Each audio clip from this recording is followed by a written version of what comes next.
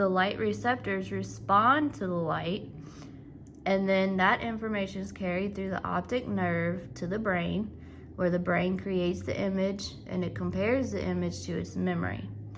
So, which statement best describes how a rabbit processes information that is taken in by the rabbit's eyes?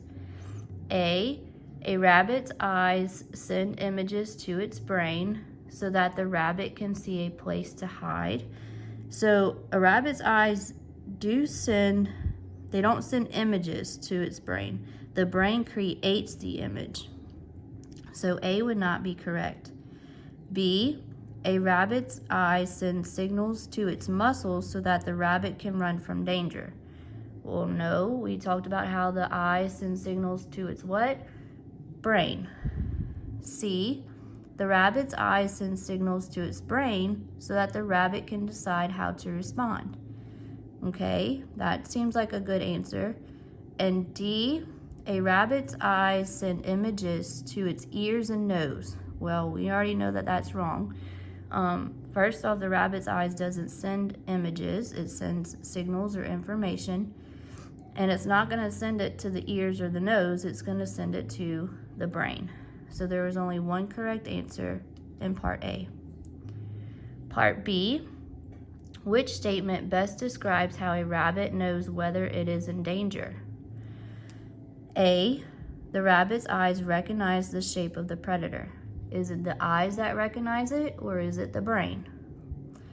B, the rabbit's brain compares memories to information from the environment. So think about the process. The brain creates the image and then it compares that image to its memory. C, the rabbit's ears and nose remember what a predator sounds and smells like. It's not the ears and the nose, guys. It's the brain. The brain does all the thinking and it remembers everything. D, the rabbit's brain combines visual, scent, and sound information into a complete image.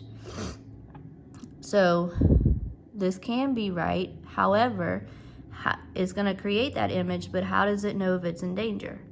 It doesn't fully explain that part, so D would not be correct. All right, and lastly, you have another writing for this one. So it says use the information in figure 1 and figure 2 to answer the question. So again, you're going to be using figure 1, all of this information, and figure 2, all of this information. It says some dog breeds hunt rabbits by sight. The rabbits see the dogs before the dogs get close to them. When the rabbits realize there is danger, they start running. The dogs chase after the moving rabbits. Explain why dogs are able to hunt by sight. In your response, be sure to explain. So first you want to have your claim that explains